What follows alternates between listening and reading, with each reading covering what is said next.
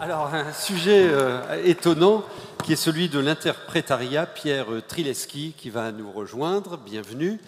Pendant qu'il s'installe, qui parmi vous a déjà eu affaire à des patients non francophones? Alors, comment vous faites? On parle avec les mains, tout simplement. Non, je suis en radiologie, donc c'est un peu plus simple, parce qu'il y a un compte-rendu qui sera donné au patient et au médecin qui a demandé l'examen. Donc on a quand même un lien direct avec le médecin. Et sinon, avec le patient, alors souvent, il y a quand même quelqu'un dans l'entourage qui fait la traduction, soit avant qu'on voit le patient ou pendant. Hein. Qui d'autre? Alors, monsieur? Et en quelle langue? Moi, je suis testeur à ISM Interprétariat, donc je fais ISM Interprétariat et je peux garantir que ça marche très bien. J'ai testé récemment avec un patient albanais. Ça m'a pris 2 minutes pour avoir un interprète au téléphone et 5 minutes pour régler le problème. Oh, chouette, CQFD, hein. Oui, je disais à Pierre tout à l'heure, moi j'ai récupéré un nid de Géorgiens, comme ça. Voilà, donc ils se sont passés le mot les uns après les autres, et je passe par interprétariat aussi. Mais par contre, je pense que les consultations, c'est plus une demi-heure que 3 minutes. Hein. Ah oui. Oui, allez-y. Google Translator, et puis l'anglais.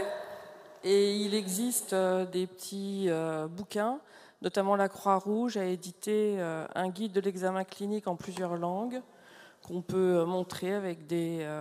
voilà. Alors bon, en fait, moi, je suis très impactée par ça parce que je suis un des médecins qui intervient sur la PAS à Metz, la PAS qui est décentralisée à la Maison des Solidarités. Donc il est vrai que je vois beaucoup de réfugiés et donc on se débrouille, quoi. Mais beaucoup de réfugiés parlent aussi anglais. Hein. Il y en a énormément qui sont anglophones. Alors Pierre Trileschi s'est aussi essayé à Google Traduction, et voilà ce que ça donne. Vous nous commentez? Hein? Ce jour-là, c'est deux patients qui sont venus me voir. Ils étaient sans interprète, sans rien, des petits jeunes, et ils avaient leur Samsung, je crois que c'est un Samsung, et donc ils ont sorti ce message, ils m'ont fait lire ça. J'avais vu qu'il n'y avait pas de gravité, j'ai ri, et on a ri ensemble, ils n'ont pas trop compris pourquoi on riait comme ça, et quand j'ai vu un interprète par la suite, je lui ai demandé qu'est-ce qu'ils me disaient ces gens-là. En fait, la dame elle avait une insuffisance veineuse des membres inférieurs. Voilà, donc elle avait des fourmillements dans les jambes et elle demandait qu'est-ce qu'elle pouvait y faire. Bon. Et alors si vous voulez vous amuser, vous pouvez reprendre la phrase, là, on peut vous passer la diapo, la faire retraduire par Google Translate, c'est encore une autre traduction et toujours à côté de la plaque. Donc un petit peu de méfiance, parfois c'est bien, en anglais c'est très très bien, en russe ça peut être intéressant mais il faut avoir quelqu'un qui sait lire. Dans des langues très courantes, c'est pas mal, mais quand ce sont des langues un petit peu moins fréquentes, Google Translate, TraducMed, il y a plusieurs petits outils comme ça qui existent, ils ont leurs limites, et ils ont la limite de l'illettrisme. Quand on a des patients qui viennent de pays qui n'ont pas été en capacité d'être scolarisés, ils n'y arrivent pas. Hein. J'adore ça. Alors, vous allez nous présenter le dispositif mis en place dans Grand Est et qui répond à la réalité de cette démographie-là. Vous nous commentez cette carte? Oui, alors cette carte, je voulais vous la montrer, c'est une carte de la pauvreté. La pauvreté dans le Grand Est. Et donc, on le voit, toutes les zones en rouge et marron sont des zones très pauvres. Les zones en vert sont des zones plutôt riches. Et donc, je ne pense pas que ça vous étonne trop, hein, vous vous y reconnaissez certainement. Et vous avez sur l'Alsace, pourquoi je parle de l'Alsace, c'est que les dispositifs d'interprétariat, il s'est construit à l'époque en Alsace, en 2007. En 2007, on a commencé, et on a commencé sur Strasbourg, que vous voyez en brun, et Mulhouse, que vous voyez en brun aussi. La pauvreté, malheureusement, ce sont les personnes migrantes qui font partie des personnes les plus pauvres. Il y a un rapprochement à faire là-dessus. Voilà.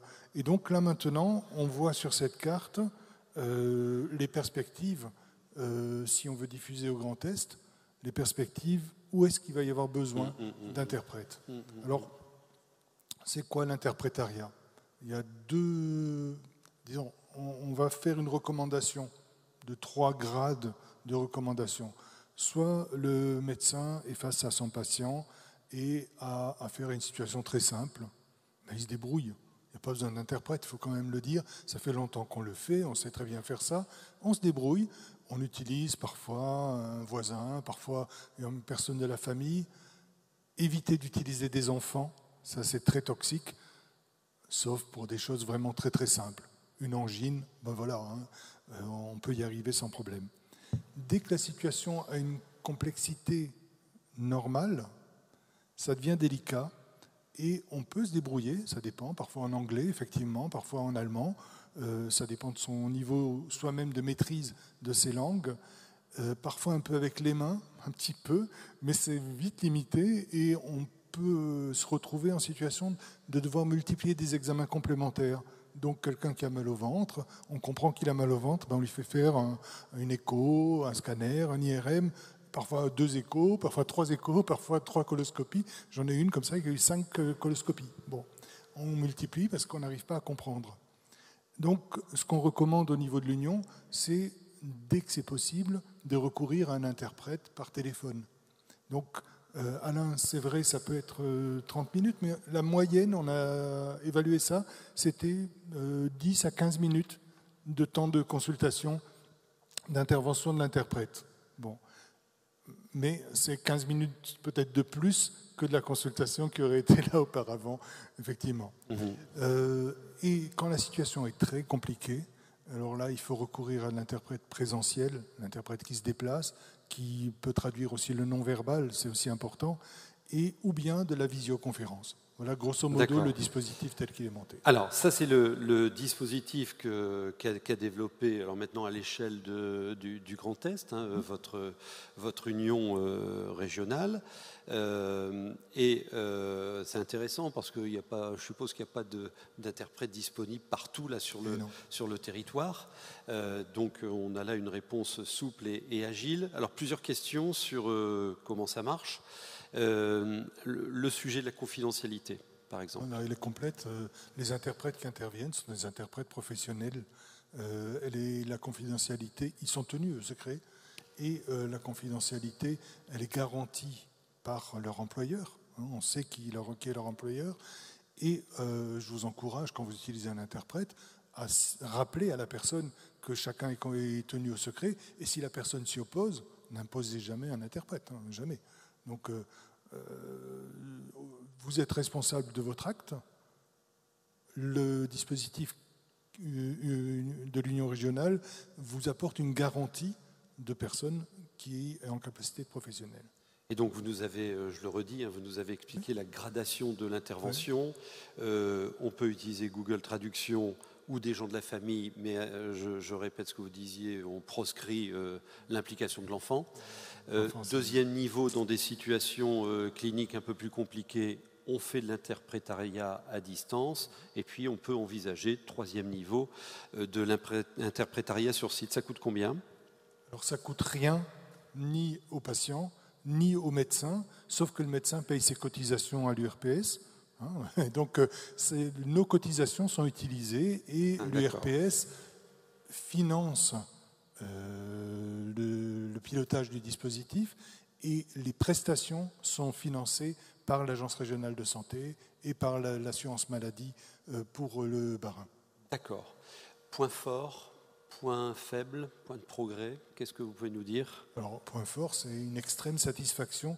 Là, on a fait une évaluation de satisfaction des médecins qui utilisaient le dispositif expérimental à distance. Ils sont vachement contents, vraiment vachement contents. Ils ont découvert ça et ils n'arrêtent pas de louer le dispositif.